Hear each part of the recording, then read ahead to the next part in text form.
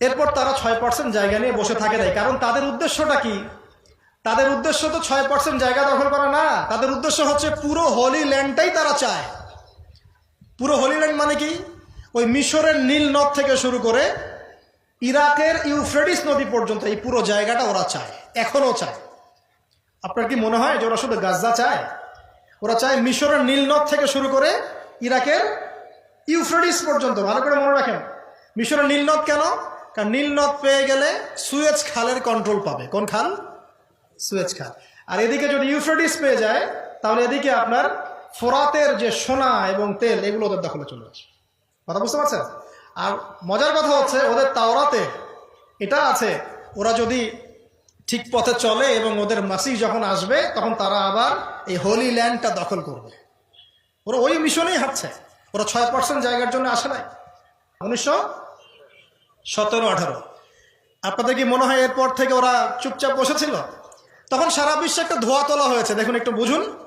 এর আগে হিটলার ওদেরকে হত্যা করেছিল না, সারা বিশ্বে ধোয়া তোলা হলো যে ওরা খুব মাসুম, খুব মাজলুম, ওদেরকে নির্যাতন করা হয়েছে, থাকার জায়গা নাই, খাওয়ার জায়গা নাই, কেউ যদি একটু জায়গা দেয়। কিন্তু বিশ্বের বড় বড় দেশগুলো দরজা বন্ধ করে দিল, কেউ জায়গা দেয় না, কেউ জায়গা দেয় না। আমাদের ভোলা ভালা মাসুম কিছু ভাই ফিলিস্তিনের আর এই যে ব্রিটেনের চাপে অটোম্যানরা তো পরাজিত হয়ে গেল, সব দিক থেকে আমরা কোণঠাসা। ওই কিছু কিছু জায়গা 6%, কয় পার্সেন্ট? 6% জায়গা দেওয়া, এতটুকু তো থাকতে পারে। ঘর কার? ঘর আমার। এরা মেহমান কি না? মেহমান। এখানে একটু বলে নেই, ওই 6% জায়গা এখন হয়েছে 76%। ওই 6% জায়গার পরিমাণ এখন হয়েছে 76%। ওই মেহমানরাই 76% জায়গা দখল করেছে এখন।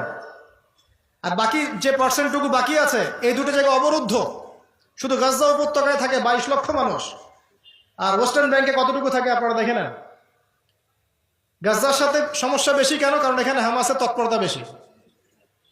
ওইখানে পিএলওর আন্ডারে ছিল, এটা মানে মিউচুয়াল করে ফেলছে মোটামুটি। এখানে 76% জায়গা এখন মেহমানরা দখল করেছে। এখন এই বাকি জায়গাটুকু চাওয়ার জন্য যখন এরা প্রতিবাদ করে বা বিশ্বের দরবারে আর্তনাদ পেশ করে, মুসলমানদের সহযোগিতা চায়, ওরা হামলা করলে প্রতিহত করার চেষ্টা করে, তখন তারা বলে যে এরা সন্ত্রাসী।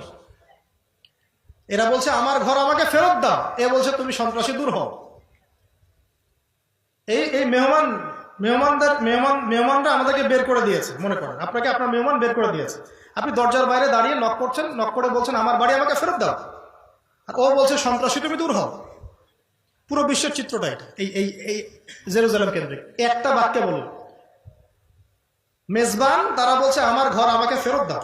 ভাই, আমার ঘর আমাকে ফেরত দাও। থাকতে দিয়েছিলাম, খাইতে দিয়েছিলাম, তোমাকে তো আমি আমার নারী শিশুকে হত্যা করতে দেই নাই, অত্যাচার করতে দেই নাই, নির্দিষ্ট সময়ের জন্য দিয়েছিলাম। আমার বাড়ি এখন আমাকে ফেরত দাও। এখন ও দরজা বন্ধ করে পিটাচ্ছে আর বলছে সন্ত্রাসী, তুমি দূর হও। আর বড় বড় মুসলিমরা রাষ্ট্রগুলো তাকায় তাকায় দেখছে, মাঝে মাঝে কিছু টাকা পয়সা পাঠাচ্ছে যাতে ওরা পানি কিনে খেতে পারে, কাপড় পরতে পারে, খাবার পেতে পারে। ওই টাকা তুমি কোত্থেকে পেয়েছো? ওই টাকা তেল বিক্রি করে পেয়েছো, ওই টাকা হজ থেকে পেয়েছো। জি, এটা তো মানুষ জানে, যারা পলিটিক্যাল অ্যাফেয়ার্স ডিল করে তারা জানে। ওই টাকা তোমার পাচ্ছ থেকে? তেল থেকে, পর্যটন শিল্প থেকে। তোমাদের আয়ের উৎস কি? কৃষি আয়ের উৎস? আয়ের উৎসই পেট্রোডলার। আয়ের উৎসটা কি? পেট্রোডলার। তো তুমি ওদের সাথে চুক্তি করা টাকার ওই উচ্ছিষ্ট ছিটাফোটা আমাকে দিচ্ছ, আমার ভাইকে যে ওখানে রক্ত দিচ্ছে, দিয়ে মনে করছো তোমার দায়িত্ব শেষ হয়ে গেছে, আমার আর কি করার আছে? সুবহানাল্লাহ। আপনারা অনেক ভিতরে ঢুকবেন। আমি বললাম না যে একটা লেকচার আমি কিছুই বলতে পারবো না। 4-5টা দফায় যদি আমাকে সময় দেন একটা একটা করে পর্ব বলতে পারবো। এরপরে এই হলো 17-18 সালের কথা শেষ। এরপরে আপনাদের ধারণা ওরা ওই 6% জায়গা নিয়ে বসেছিল? আর ব্রিটেন ওদেরকে যে সহযোগিতা করলো, ওই সহযোগিতা বন্ধ করে রাখছে? ও সহযোগিতাও কন্টিনিউ করতে থাকলো এবং ইহুদিদের সাথে ব্রিটেনের খ্রিস্টানদের একটা বন্ধুত্ব চলতে থাকলো। বছরের পর বছর চলতে চলতে চলতে কি কি হয়েছে জানেন? এই যে আপনি গাজার কথা দেখছেন, এটা নতুন নয়। এর আগেও এরকম 6-7টা আক্রমণ হয়েছে এখানে এই রিসেন্ট সময়ে, প্রায় 2000 সাল থেকে 23 পর্যন্ত, 2004-এ, 2009-এ, 2014-তে, এই লাস্টে রমজানে, এই যে এখন আবার পড়েন, পড়াশোনা করেন, দেখেন এর আগে ইন্তেফাদা হয়েছে কয়েকবার, ইন্তেফাদা। তো যাই হোক, এরপর তারা 6% জায়গা নিয়ে বসে থাকে নাই। কারণ তাদের উদ্দেশ্যটা কি? তাদের উদ্দেশ্য তো 6% জায়গা দখল করা না, তাদের উদ্দেশ্য হচ্ছে পুরো হোলি ল্যান্ডটাই তারা চায়। পুরো হোলি ল্যান্ড মানে কি? ওই মিশরের নীল নদ থেকে শুরু করে ইরাকের ইউফ্রেটিস নদী পর্যন্ত এই পুরো জায়গাটা ওরা চায়, এখনো চায়। আপনার কি মনে হয় যে ওরা শুধু গাজা চায়? ওরা চায় মিশরের নীল নদ থেকে শুরু করে ইরাকের ইউফ্রেটিস পর্যন্ত। ভালো করে মনে রাখেন, মিশরের নীল নদ কেন? কারণ নীল নদ পেয়ে গেলে সুয়েজ খালের কন্ট্রোল পাবে। কোন খাল?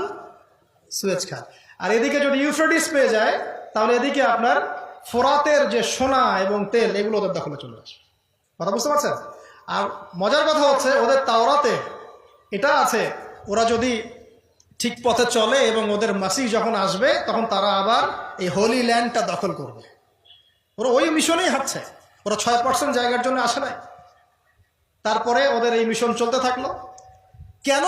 কারণ ওই মাসিহকে তারা মনে করে ওদের সেই কাঙ্ক্ষিত মাসিহ। আর আমরা জানি ওদের ওই মাসিহ হচ্ছে মাসিহুদ দাজ্জাল, যে বের হওয়ার সময় এই ইহুদিদেরকে নিয়েই সারা বিশ্বটাকে শাসন করবে। আমার কথা মেলাতে পারছেন কি? ওরা হোলি ল্যান্ড পুরোটা দখল করতে চাচ্ছে, কারণ তাদের প্রতিশ্রুত হচ্ছে ওদের মাসিহ মানে দাজ্জাল যখন আসবে, তখন তারা বিশ্বটাকে আবার শাসন করবে, ঠিক সুলাইমানের সময় তারা যেমন শাসন করত। এটা ওদের গোল, এটা লক্ষ্য ওদের। আমার কথা কি বুঝে যাচ্ছে? এটা ওদের লক্ষ্য, এটা ওদের গোল। এই লক্ষ্যে ওরা হাঁটছে। সেই 1917 কেবল ঢুকলো, 6% দিয়ে শুরু করলো। দিনের পর দিন, একদিন বাকি নাই, প্রতিদিন কোনো না কোনো ফিলিস্তিনিকে বের করে দাও, এই বাড়ি দখল করো, ওই জমি দখল করো, ওই মেয়েকে অপহরণ করো, এই মেয়েটাকে নিয়ে যাও কারাগারে, আমার ওই বোনটাকে নিয়ে গণধর্ষণ করো, ওই বাচ্চাটাকে বোম মারে হত্যা করো। বাচ্চা কেন মারছে? ওরা বড় হয়ে যেন আবার যুদ্ধে যেতে না পারে। মেয়েদেরকে কেন জীবিত রাখছে? ওই যে ইউযাব্বিহুনা আবনাআকুম ওয়া ইস্তাহয়ুনা নিসাআকুম, ফেরাউন ওদের সাথে যা করেছিল, ওরা এখন প্যালেস্টাইনদের সাথে তাই করতেছে।